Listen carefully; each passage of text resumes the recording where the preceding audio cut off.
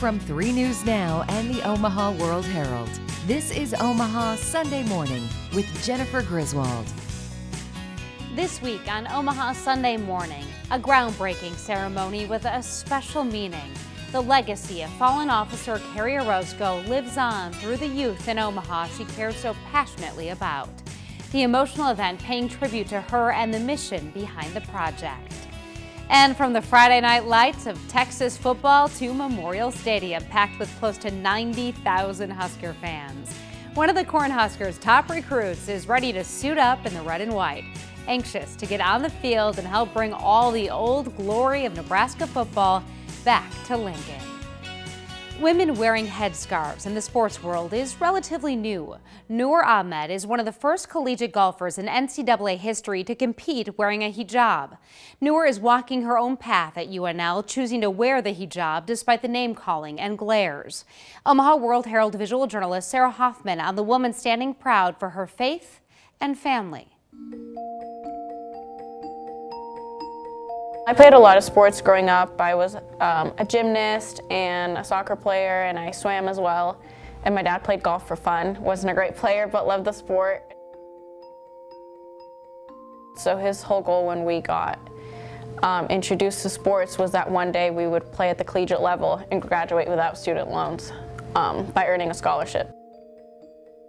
I grew up watching college football, so I knew the grandeur of, Nebraska football and what it means to, represent the N. And so I took a visit out here and I felt right at home when I got here. I love being the underdog. That's something that I like. I think it makes me better playing with a chip on my shoulder and playing like I have something to prove. And especially when I started wearing the hijab, I felt like, okay, now everyone knows.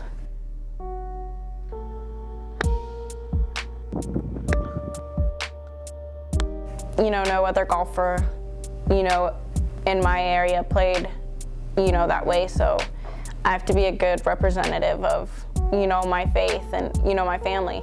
And, being at the collegiate level, I only know of 2 other women who have competed with a headscarf on. I would hope that there are more. I'm sure there are, but it's a sign of modesty. And that's why, we choose to wear it. But for me, it's also a way of showing people, what my faith is and who I am. I think I always grew up knowing that people look at me differently, and when I was really young, I didn't understand why or for what reason. And then obviously as I grew older, you understand it and you understand how to live your life dealing with that. I've been refused service since I've been here, and I've been called racial slurs. That's not shocking, and I think when I tell other people who don't experience that, they're very shocked, and how can that happen here? I've lived here my whole life, and to me that's something that I've been taught will happen to me growing up here, and you just have to live your life. I think it's, an American problem and a problem in the whole world in general, but it wasn't something that I thought that I would escape by coming here. I knew that I would, also deal with it here, but in coming to Nebraska, I wanted to, explore and kind of live somewhere different than where I grew up and surrounded by people that are different than the people that I, grew up around. People, are going to look at me differently, but once they get to know me and get to know people who are different than them, it's very humanizing. Noor sees her place in Lincoln as a chance to break a barrier. The first athlete at Nebraska, first in the Big Ten, likely the first in Division I golf history to compete wearing a hijab. The country's top horse riders are calling Omaha home this weekend, all part of the International Omaha competition. The event brings hundreds of the top horses to the CenturyLink Center. Several events going on this weekend featuring national and local competitors. 3 Olympic medalists are on hand to teach young riders at the event. The competition runs through the day today. Things wrap up later this afternoon. Now, a touching story filled with so many different emotions. It will make you cry, yet bring a smile to your face. An 11-year-old cancer patient recently celebrated her birthday and received a huge surprise: hundreds of paper daisies. A gift fitting for her because her name is Daisy. As Lindsay Thies shows us, the moment was overwhelming for the little girl who has brought so much hope, love, and joy to others. Whoa on that. It's Monday morning at the Buffett Cancer Center. And while it's not a place you'd normally think of as bright or cheery, They're so cute. that's exactly the feeling in this lobby. It's all for 11-year-old Daisy Aguiano, who everyone here just knows as Daisy. She's awesome.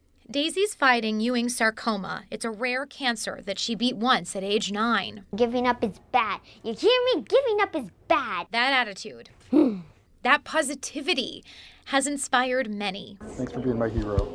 Then late last year, They confirmed my worst nightmare. My cancer returned. I burst into tears again. Everybody wants to do something for people, but they don't know what to do. enter Ashley Brame, a relative stranger who was inspired with an idea of what to do. A cancer survivor herself, Brame met Daisy 2 years ago in passing, and she heard about Daisy's recent diagnosis. So she shared a blog post asking for paper daisies for a birthday surprise. Flowers came in from Florida to Pennsylvania, Iowa, and Nebraska, even as far as Alaska. Happy birthday to you. All for this moment, for this little girl with a huge spirit. Birthday, dear Daisy. A floral arrangement with hundreds of blossoms of love, plus personalized quilts, It says, Happy Birthday, Daisy.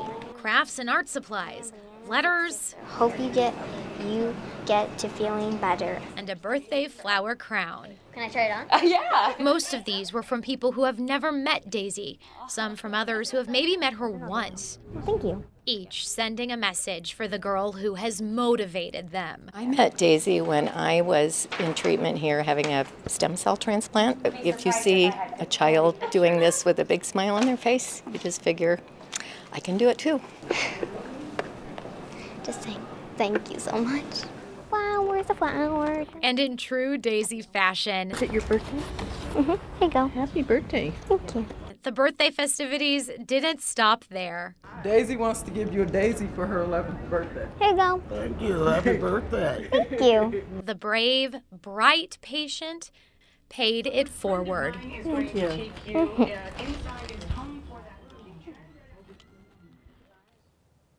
We've been following Daisy's story since 2016. We hear a lot about this sweet girl because she is open about her life and struggles. It has helped put a face on childhood cancer. Daisy's fighting hard with the second round. She's gone through surgery and physical therapy. Through it all, she still has that bright attitude.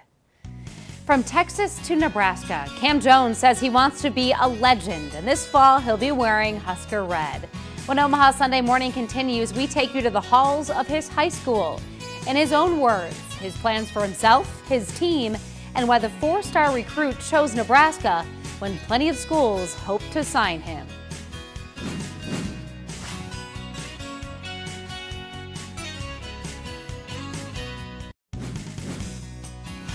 Husker football is all abuzz right now. Fans ready to take on the new season with the team. Right now, one of Nebraska's highest-rated recruits from the 2018 class is gearing up for his big move to the Big Red.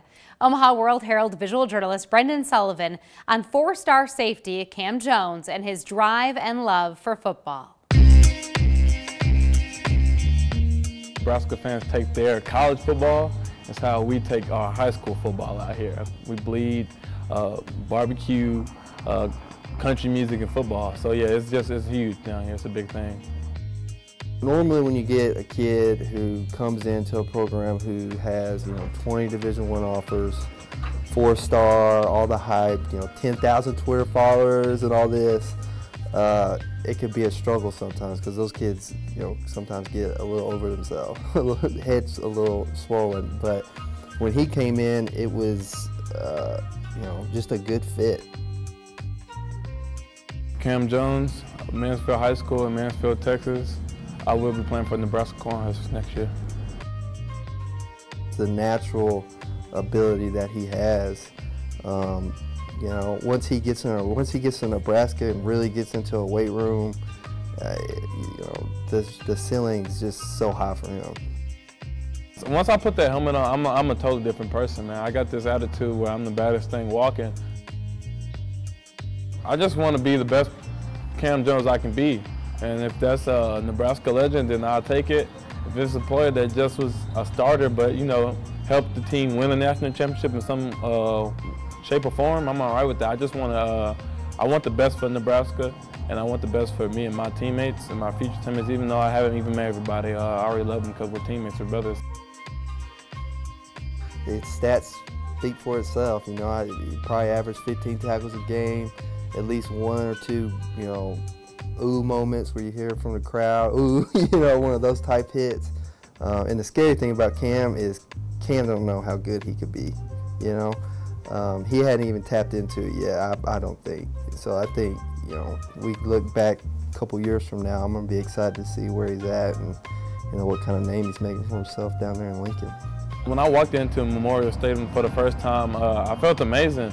It was empty besides the recruits that was there, but I just looked up and just a vision came in my mind. The vision was it being the 90,000 plus people there and sold out game, and we're on the field hyped up before kickoff, our kickoff return, and they playing that "Can You Feel It?" I chose Nebraska because of the coaching staff. I really believe in the coaching staff and their abilities to change the program around.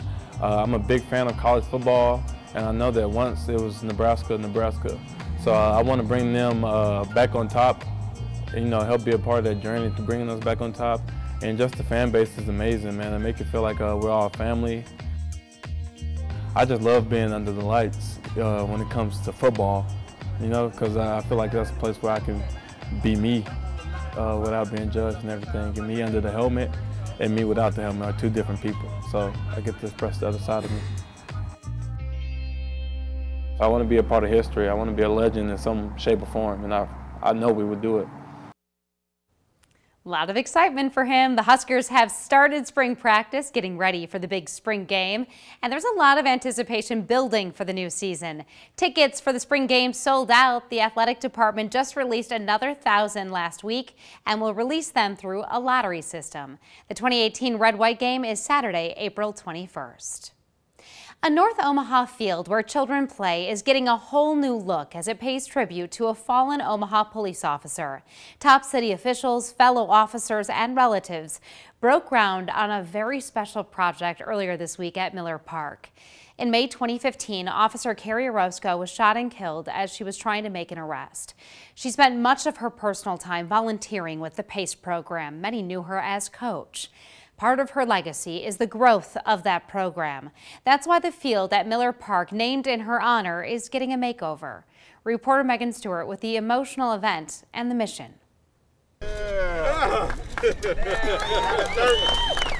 An event filled with Carrie Orozco's legacy, both big and small. I want to thank Carrie's mom, Ellen, and her husband, Hector, for sharing Carrie with the world.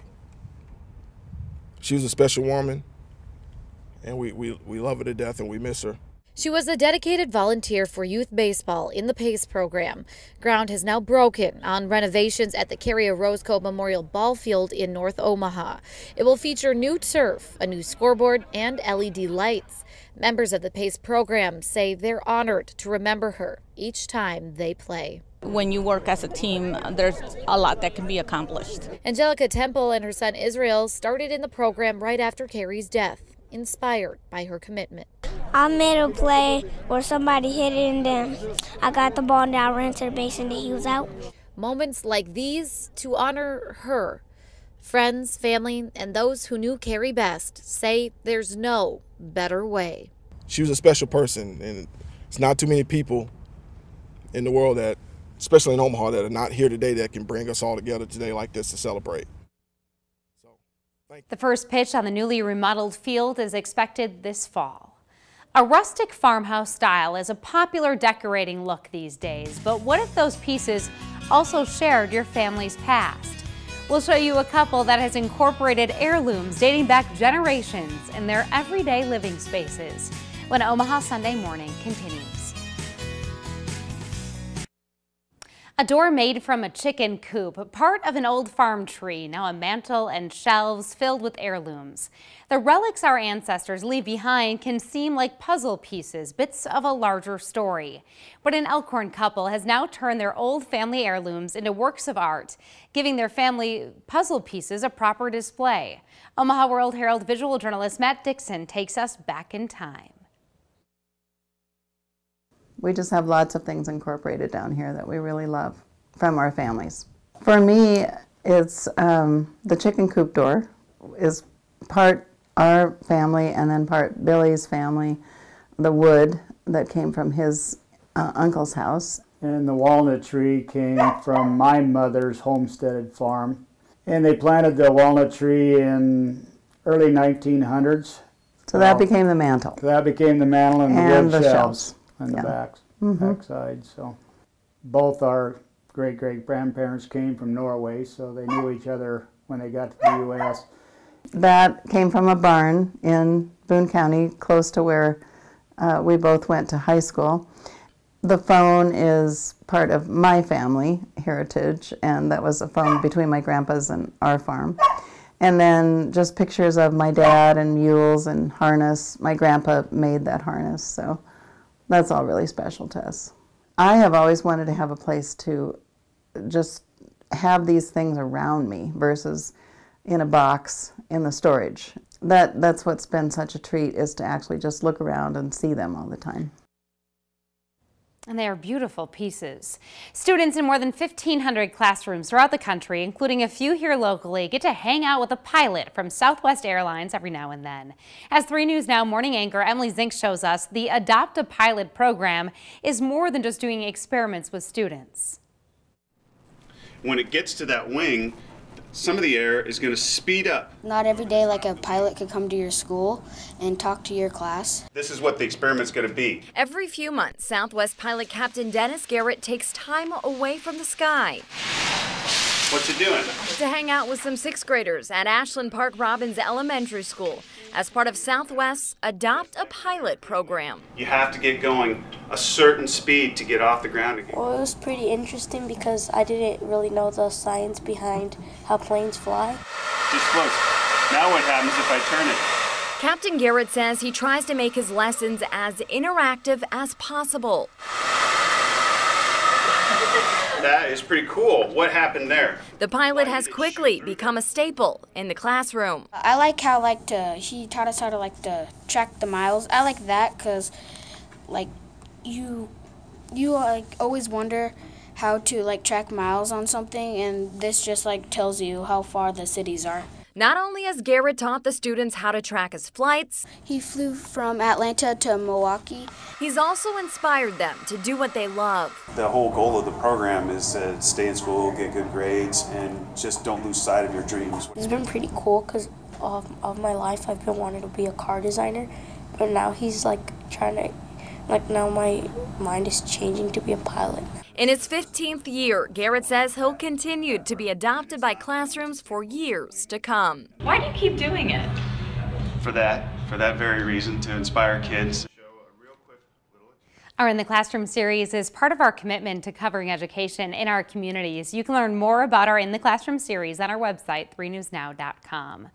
Cover songs can be crowd favorites, but it creates some tricky business for bar owners. Ahead on Omaha Sunday Morning, editorial cartoonist Jeffrey Katurba is taking a look at music copyrights.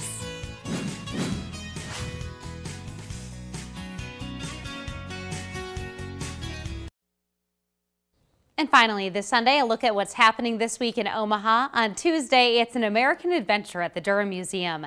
And on Friday, Bowl for Kids' Sake for Big Brothers Big Sisters of the Midlands at Maplewood Lanes. For more information on these events and others, take a look at the community calendar on omaha.com.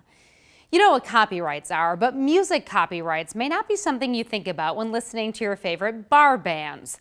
Omaha World-Herald editorial cartoonist Jeffrey Katurba has a warning: unless something is done, many could be sipping on a cold one in silence. I'm Jeff Katurba. I am the editorial cartoonist for the Omaha World-Herald.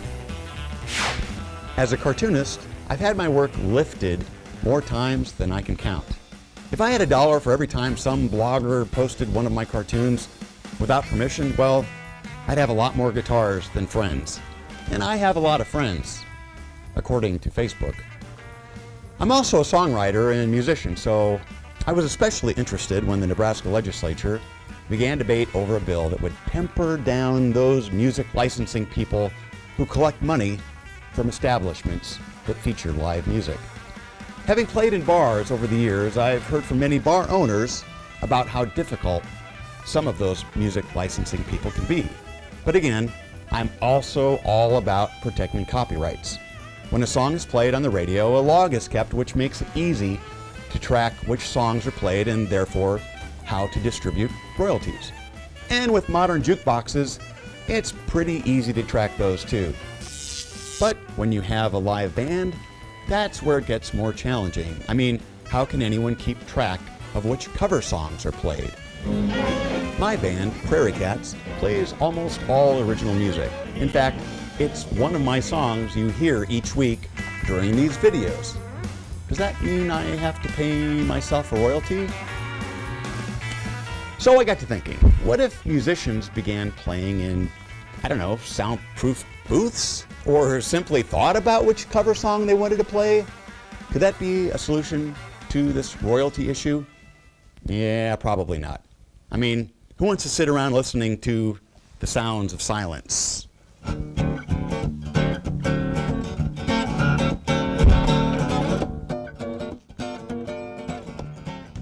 That's all for this week. Thanks for watching.